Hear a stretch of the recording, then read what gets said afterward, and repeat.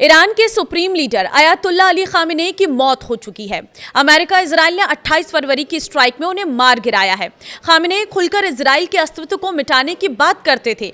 Netanyahu मानते हैं कि खामेनेई की हत्या के बाद क्षेत्र में स्थिरता आ जाएगी। आखिर क्या है अयातुल्ला अली खामेनेई की कहानी? कैसे बने ईरान के सुप्रीम लीडर और अमेरिका इजराइल उनके पीछे क्यों पड़े थे?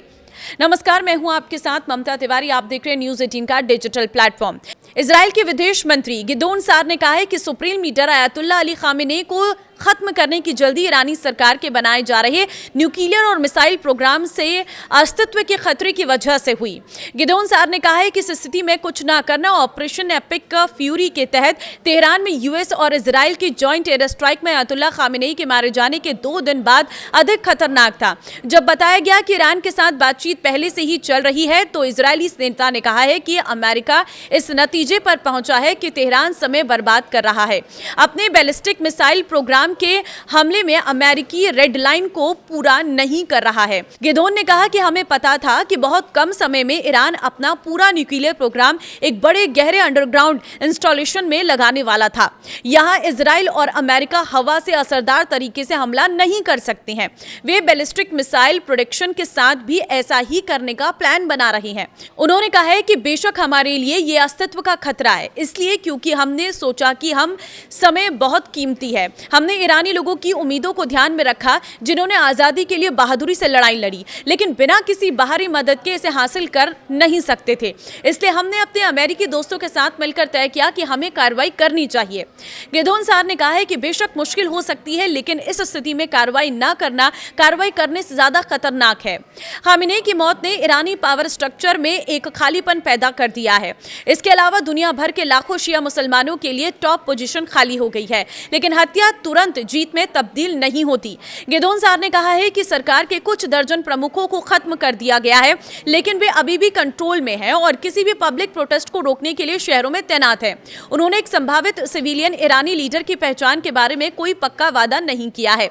उन्होंने सुझाव देते हुए ईरानी लोगों को एक फेयर और फ्री इलेक्शन प्रोसेस के अंदर अपना अगला लीडर चुनना चाहिए। उनका मानना है कि जब तक मौजूदा सरकार उतनी ही पावरफुल है, तब तक ये मुमकिन नहीं है।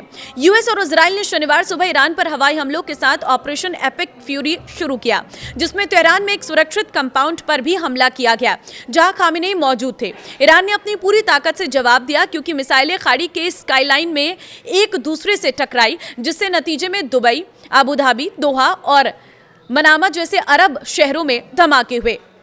दरअसल इजराइल और ईरान की रंजिश की कई बड़ी वजहें हैं। पहली है, खामेनेई ने अमेरिका, इजराइल और पश्चिमी देशों के खिलाफ मजहबी राष्ट्रवाद को हथियार बनाया। उन्होंने इराक, सीरिया, लेबनान और यमन में मिलिटेंट नेटवर्क खड़ा किया, जिससे एक्सिस ऑफ रेसिस्टेंस कहा गया है। दूसरी चीज है, ईरान ने इजराइल के अस्तित्व को नकारा और फिलिस्तीन के मुद्दे का कट्टर समर्थन किया। ऐसे में खामेनेई ने इजराइल के खिलाफ हिजबुल्लाह, हूती और हमास जैसे मिलिटेंट नेटवर्क खड़ा कर प्रॉक्सी वॉर छेड़ी है। तीसरी चीज है, खामेनेई ने ईरान के न्यूक्लियर प्रोग्राम को सीधा किया, लेकिन खत्म नहीं किया। इसके जरिए अमेरिका, इजराइल समेत पश्चिमी देशों पर दबाव बनाए रखा। ईरानी न्यूक्लियर प्रोग्राम को इजराइल अपने लिए सबसे बड़ा खतरा मानता है।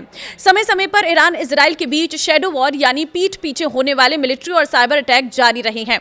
ईरान दुनिया का सबसे शक्तिशाली शिया देश है। खामेनेई की कमान में मिडिल ईस्ट में ईरान का दबदबा बढ़ा है। ऐसे में उनकी मौत से न सिर्फ मिडिल ईस्ट का भविष्य बदल सकता है, बल्कि दुनिया पर भी इसका असर पड़ सकता है।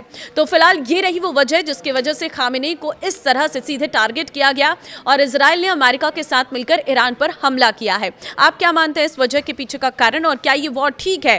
क्योंकि अब ये बहुत लंबी चलनी है। मुझे कमेंट में अपनी राय जरूर दें।